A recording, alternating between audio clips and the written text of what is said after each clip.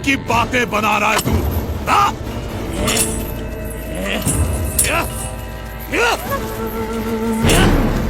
अरे यहाँ मेरे साम्राज्य में सबके लिए केवल एक ही वस्तु प्राप्त है और वो है सुख, सुख और सुख। समझा तू? सुख या सुख का भ्रम? सुख, केवल सुख, केवल सुख। एक सच्चे उपासक की तरह उपासना करके हर एक सुख को सिद्ध किया है मैंने, और गले तक मदिरा का पान करके उन हर एक सुख के नशे में रहता हूं मैं।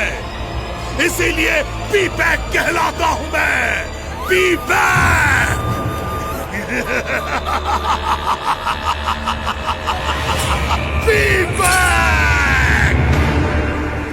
अपने प्रपंच से लोगों को डरा धमकाकर स्वयं सुखी रहना वो सिद्धि नहीं परंतु विकृति है विवेक।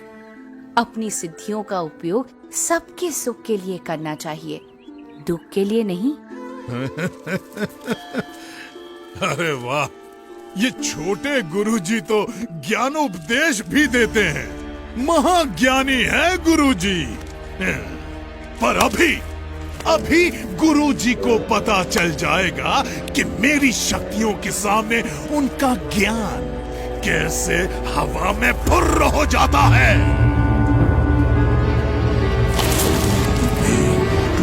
फट, ओम ह्रीं क्लीं फट, ओम ह्रीं क्लीं फट। ये देख मेरी शक्ति छोकरे, ये देख।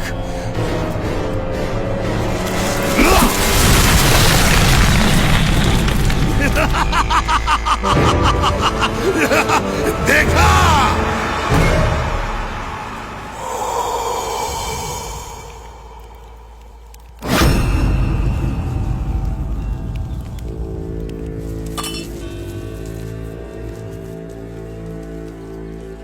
घबराइए मत, परमात्मा की दिव्य शक्ति पर भरोसा रखिए, उनका दृढ़ आश्रय रखिए, तो इसकी मलिन विद्या की शक्ति अपने आप असमर्थ हो जाएगी, आपको कुछ भी नहीं कर पाएगी।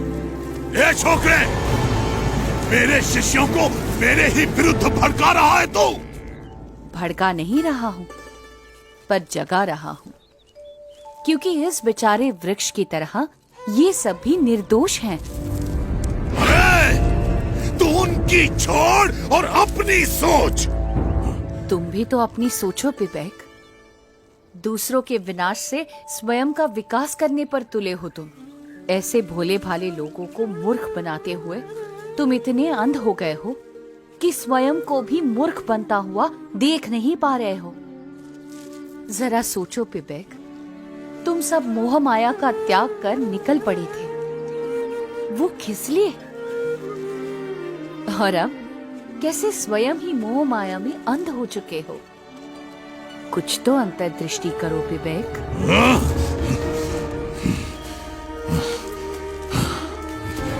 इसे कैसे पता? वैसे मेरी भूल तो है, लेकिन नहीं, ये बकवास कर रहा है।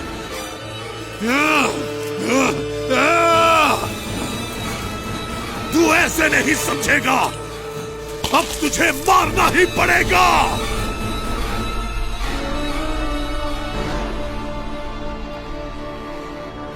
परमात्मा की काल शक्ति के सिवा कोई किसी को मार नहीं सकता। अरे तुझे मारने के लिए तो मेरी शक्ति ही काफी है।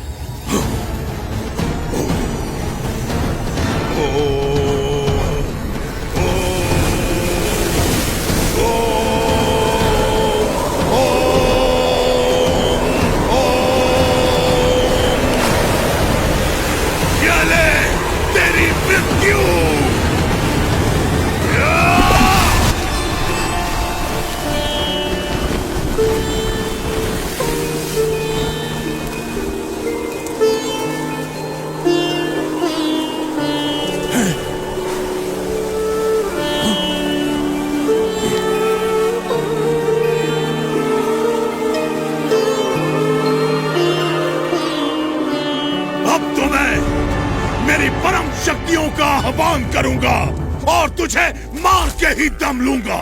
हाँ?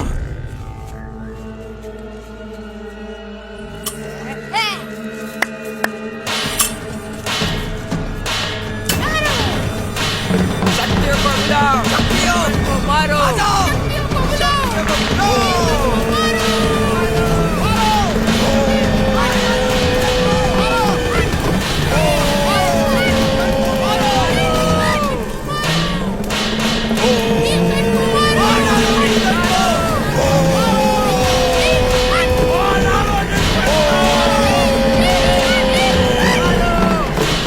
मेरी परम शक्तियों, मैं आप सबका आह्वान करता हूँ, इस लड़के को खत्म कर दो, मार डालो इसे।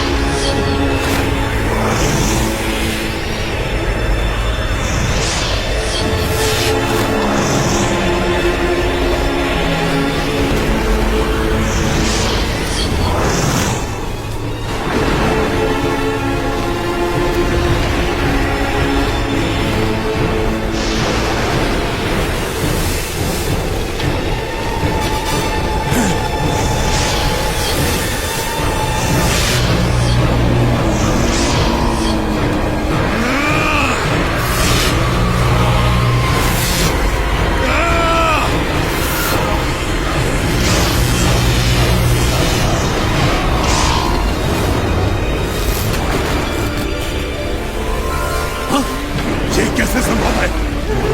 ह्रीं क्लीं फट, ओम ह्रीं क्लीं फट।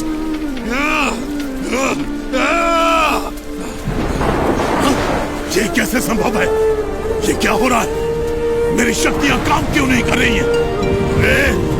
अरे अरे अगर यहां से नहीं हो रहा है तो वहां से मारो, अपनी सारी शक्ति लगा दो पर इसे खत्म कर दो। ये कैसे संभव है? मेरी शक्ति एक छोकरे के सामने हाथ जोड़कर बैठ गई है। नहीं, असंभव, असंभव। पता नहीं क्यों, पर आज तो तू बच गया, पर कल मैं मेरी सभी शक्तियों को जागृत करके आऊंगा और तेरा नाश करके ही दम लूंगा। तुझे नहीं छोड़ूंगा मैं छोकरे, कल तक का इंतजार और तेरा सर्वनाश, तेरा सर्वनाश।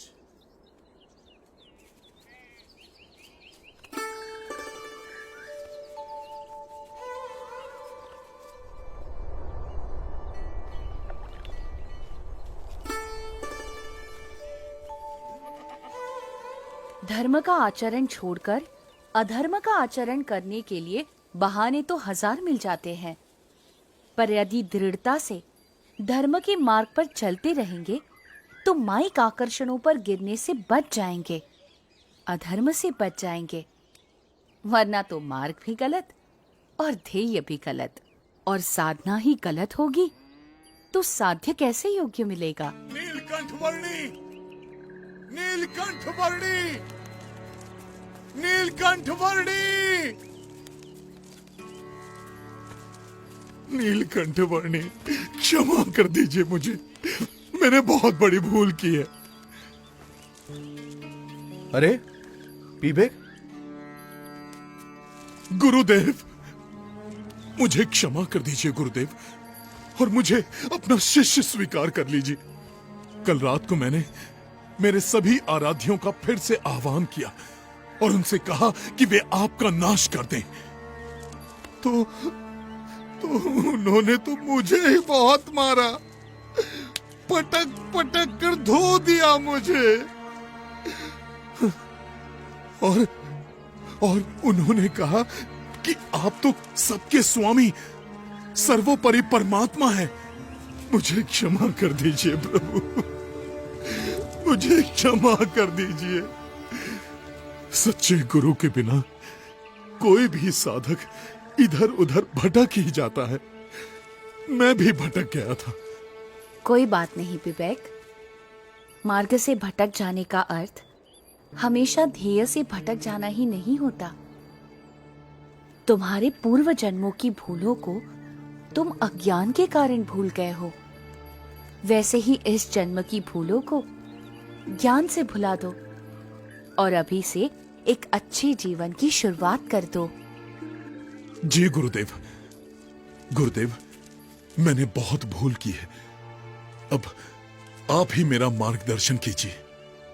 जरूर विवेक, गुरु तो सही मार्ग दिखाने का प्रयास करता ही है, पर उस मार्ग पर चलना वो तो साधक का ही काम है।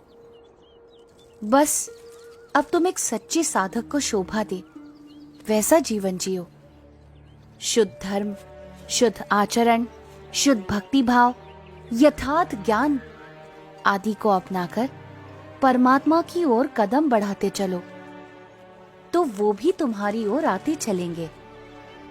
तुम्हारे पुराने संसार की रचना तुम ही ने की थी और तुम्हारे नए संसार की रचना भी तुम ही करो।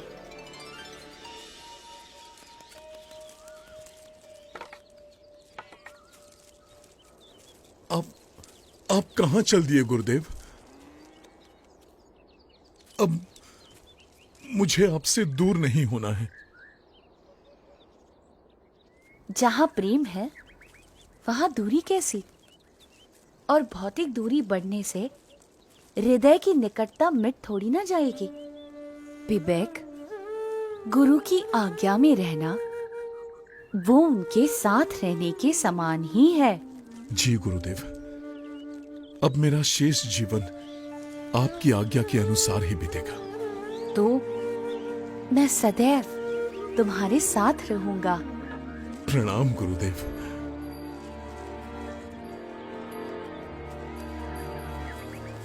प्रणाम नीलकंठ वर्णी। सच्चे गुरु की सच्ची संगति और उस संगति से आत्यंतिक मोक्ष की प्राप्ति, साक्षात परमात्मा की प्राप्ति। परम कल्याण के इस परम संदेश को फैलाने के लिए अपने अगले पड़ावों की ओर नीलकंठ वर्णी आगे बढ़ चले, असम के घने वनों से होते हुए।